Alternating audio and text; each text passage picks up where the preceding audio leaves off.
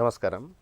2016 annual exams రాబోయే intermediate విద్యార్థులకందరికీ శుభాకాంక్షలు. ఈ మ్యాథ్స్ 1A గతంలో చాలా డిఫికల్ట్గా ఫీల్ అయ్యేవాళ్ళు విద్యార్థులు.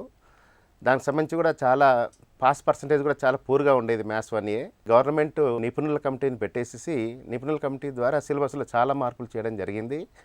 దానిలో భాగంగా మ్యాథమెటిక్స్ 1A సిలబస్లో హైట్స్ అండ్ డిస్టెన్స్ యొక్క ఇంపార్టెన్స్ పూర్తిగా తగ్గించడం జరిగింది. Complex numbers, De Moivre's theorem, surds, logarithms అనే టాపిక్స్ని కూడా పూర్తిగా తొలగించేసి వాటి ప్లేస్లో మ్యాట్రిక్స్ అనే టాపిక్ను ఎంటర్ చేయడం వల్ల పిల్లలకు సులువుగా అర్థం చేసేసుకొని పాస్ పర్సంటేజ్ వేరే సబ్జెక్టుతో పోటీగా వేరే సబ్జెక్టుతో ఈక్వల్గా వచ్చేటట్లు చేయడం వల్ల ఇప్పుడు ప్రజెంట్ ఈ సిలబస్లో ప్రజెంట్ విద్యా సంవత్సరం నుంచి ఎలాంటి పరిస్థితుల్లో ఈ సబ్జెక్టులో ఫెయిల్ పర్సంటేజ్ అంటూ ఉండడం జరగదు. ఈ మ్యాథ్స్ 1Aకి సంబంధించి విద్యార్థులు ఏమైనా డౌట్స్ ఉన్నట్టయితే నేను క్లారిటీ చేస్తాను. నా పేరు Abhiram sir. Properties of triangles chapter tough అని అంటారు, ఎందుకు? అంటే ప్రాపర్టీస్ ఇంతకుముందే చెప్పాను కదా, ప్రాపర్టీస్ ఆఫ్ ట్రయాంగిల్ అనేది చాలా బిగ్ టాపిక్ గతంలో పోల్చుకుంటే. ఇప్పుడు దాని యొక్క లెంత్ని తగ్గించేసి దానిలో ఉన్న లెవెల్స్ కావచ్చు, నెంబర్ ఆఫ్ క్వశ్చన్స్ కావచ్చు, నెంబర్ ఆఫ్ డిఫరెంట్ కాన్సెప్ట్స్ తగ్గించేసి ఇప్పుడు చేయడం వల్ల ఇంతకుముందు గతంలో 2 ఎస్ఏ క్వశ్చన్స్ పెట్టి ఇప్పుడు ఓన్లీ 1 ఎస్ఏ క్వశ్చన్ మాత్రమే వస్తుంది. కాబట్టి ఇంతకుముందు భయపడినంతగా ప్రాపర్టీస్ ఆఫ్ ట్రయాంగిల్ గురించి మనం ఎక్కువగా ఆలోచించాల్సిన అవసరం లేదు. మనకు ఒక షార్ట్ ఆన్సర్ క్వశ్చన్ వస్తుంది, ఒక ఎస్ఏ క్వశ్చన్ వస్తుంది. గతంలో 2 ఎస్ఏ క్వశ్చన్స్ వచ్చేటివి. లెక్చరర్ ఇచ్చిన కాన్సెప్ట్ ప్రకారంగా వెళ్ళినట్టయితే ఈజీగా మీరు టాపిక్ని భయపడాల్సిన అవసరం లేదు, మ్యాక్సిమం స్కోర్ చేసుకోవచ్చు.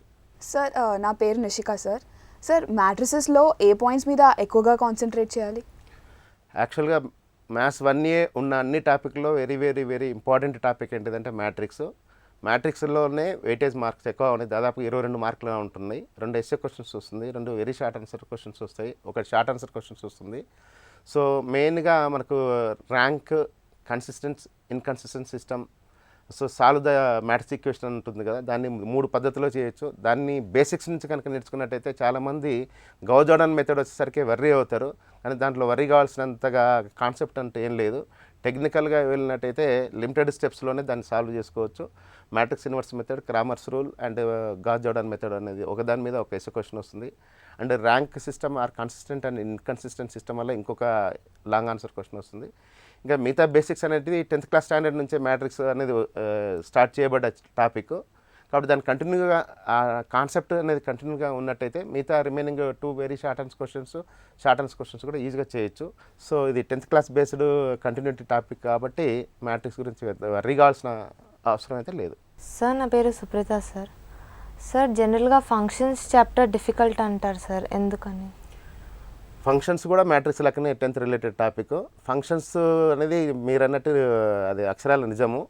అది లెక్చరర్ ఎన్నిసార్లు చెప్తే ఆయనకి ఎంతైతే ఆ టాపిక్ మీద గ్రిప్ వస్తుందో, జనరల్గా first time second time lecturer కూడా ఆ టాపిక్ చెప్పడానికి సాటిస్ఫై చేయలేడు. అలాగే స్టూడెంట్ కూడా దాన్ని మోర్ టైమ్స్ రివిజన్ చేసే కొద్దీ దాని మీద గ్రిప్ వస్తుంది.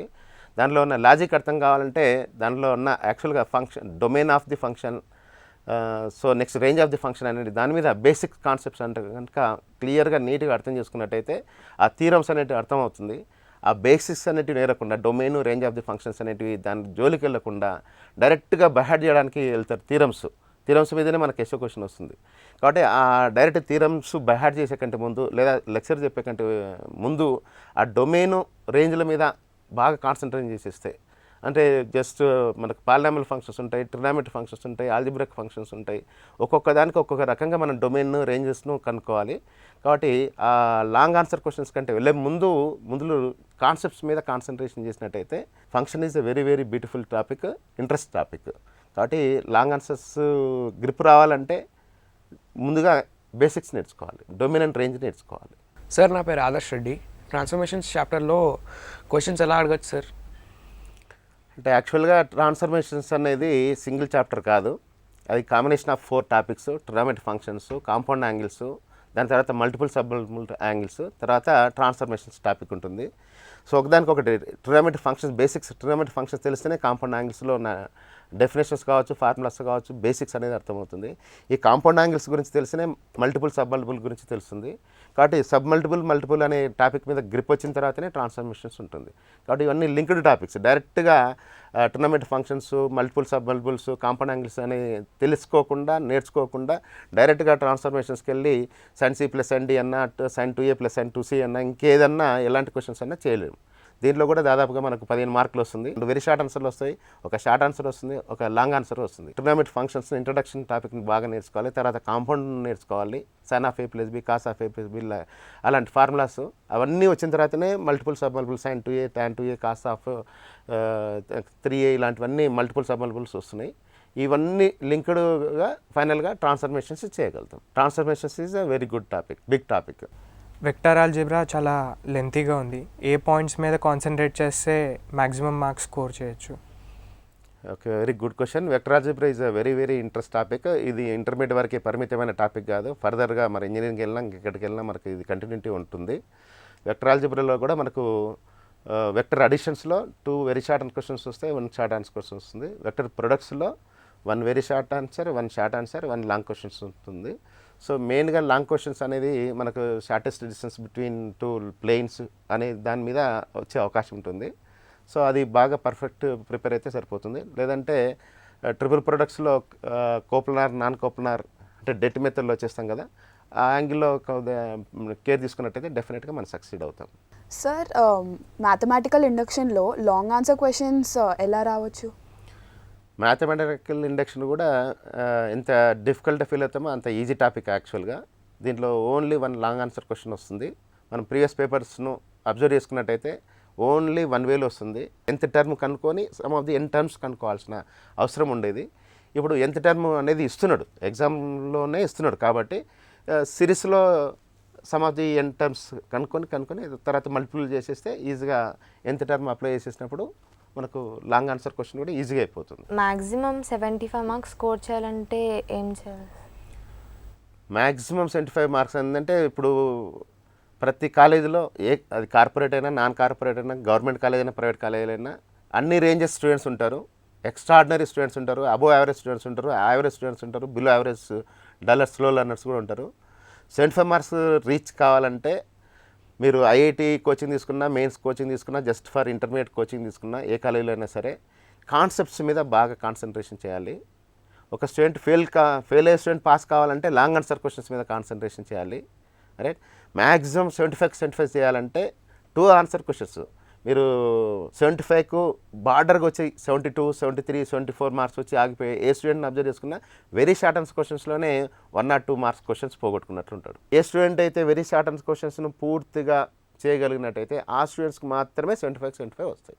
సార్, ఇలా బిలో యావరేజ్ స్టూడెంట్స్ కోసం మీరు మినిమం పాస్ మార్క్స్ తెచ్చుకోవడానికి ఏ క్వశ్చన్స్ ప్రిపేర్ కావాలని మీ సజెస్ట్ చేస్తారు? సో ఇప్పుడు ఈ అమ్మాయి ఏమేమో టాప్ మ్యాక్సిమం రావాలని అడిగింది, వెరీ గుడ్. ఇప్పుడు నువ్వేమో పాస్ కావాలని అనుకుంటున్నారు. కాబట్టి అలాంటి పిల్లలకు నేను చెప్పేది ఒకటి, మొత్తం టాపిక్స్ను మీ క్లాస్లో చెప్పిన లెక్చరర్ ద్వారా వినండి. కానీ పాస్ కావాలి, పాస్ అయితే చాలు, నేను ఫెయిల్ అవుతాను, వీకెండ్లో కానీ, యూనిట్ టెస్ట్లో కానీ, ప్రీ ఫైనల్లో కానీ, ఎలాంటి ఎగ్జామ్లో సరే నేను ఫెయిల్ అవుతున్నాను అనుకునే స్టూడెంట్ ఎవరైతే ఉంటారో అలాంటి స్టూడెంట్కి నేను ఇచ్చే సలహా ఒకటి, అవుట్ ఆఫ్ 75 మార్క్స్ పాస్ కావాలంటే కావాల్సిన మినిమం మార్క్స్ 27. మనము చాప్టర్ వైజ్ వెయిటేజ్ చూసుకున్నట్టయితే only matrix 22 marks, only matrix 22. తర్వాత మళ్ళీ ఫంక్షన్ తీసుకున్నట్టయితే 11, 33 మార్క్స్. ఈ 2 టాపిక్స్ మొత్తాన్ని వదిలేసి ఈ 2 టాపిక్లు పర్ఫెక్ట్గా ప్రిపేర్ అయినట్టయితే 33 మార్క్స్. 33 ఈ 2 టాపిక్స్నే డూ ఆర్ డైగా 100% ప్రిపేర్ కండి. ఇయర్ మొత్తము all working days total topics చదువుకొని ఏదో మళ్ళీ 20 మార్కుల దగ్గర 15 మార్కుల దగ్గర వచ్చి ఫెయిల్ అయ్యేదానికంటే ఈ 2 టాపిక్స్నే సెలెక్ట్ చేసేసుకొని పర్ఫెక్ట్ ప్రిపేర్ అయినట్టయితే 27 మార్కులు ఈజీగా వచ్చేస్తుంది. ఏ టాపిక్ నీకు ఈజీగా అర్థమవుతుందో, అంటే నీ మైండ్ సెట్కు, నీ నాలెడ్జ్కి ఏదైతే ఈజీగా ఉంటుందో అడిషనల్గా 2 టాపిక్స్ను స్పేర్గా ప్రిపేర్ అయినట్టయితే మినిమం 27 మార్కులు కాదు, మ్యాక్సిమం 40-50 మార్కులు కూడా తెచ్చుకునే కెపాసిటీ ఉంటుంది అలాంటి స్టూడెంట్స్కి. నేను ఒకటే చెప్పేది యాజ్ ఏ సీనియర్ మ్యాథమెటిక్స్ లెక్చరర్గా. సో హైదరాబాద్లో లేకపోతే మున్సిపాలిటీ లాంటి సిటీస్లో, మెట్రోపాలిటన్ సిటీస్లో కార్పొరేట్ కాలేజీలు, నాన్ కార్పొరేట్ కాలేజీలు ఎంతో అవేర్నెస్ తోటి పిల్లలను మోటివేట్ చేయడం జరుగుతుంది. కానీ జిల్లాల్లో, గ్రామాల్లో, మండలాల్లో ఉన్న జూనియర్ కాలేజీలో చదువుకునే విద్యార్థులకి మోటివేషన్ అనేది ఉండదు. కాబట్టి ఈ టీవీ ద్వారా నేను చెప్పేది ఒకటే, సో ఫెయిల్ అవుతాము అనే భయం అనేది పెట్టుకోవాల్సిన అవసరం లేదు. మనకి 27 మార్కులు వచ్చినా పాస్ అవుతారు డెఫినెట్గా. ఇప్పుడు మ్యాథ్స్ 1AKలో అయితే మీరు స్క్రూటినీ చేసేసి టాపిక్లో ఏ టాపిక్ ఇంపార్టెంట్, ఆ టాపిక్లో ఎలాంటి క్వశ్చన్స్ వస్తున్నాయి అంటే వెయిటేజ్ మార్క్స్ ఉన్న టాపిక్స్కి ఇంపార్టెంట్ ఇచ్చుకుంటూ మిగతా సబ్జెక్టులు కూడా సక్సీడ్ అవుతారని నేను కోరుతున్నాను. I wish you all the best.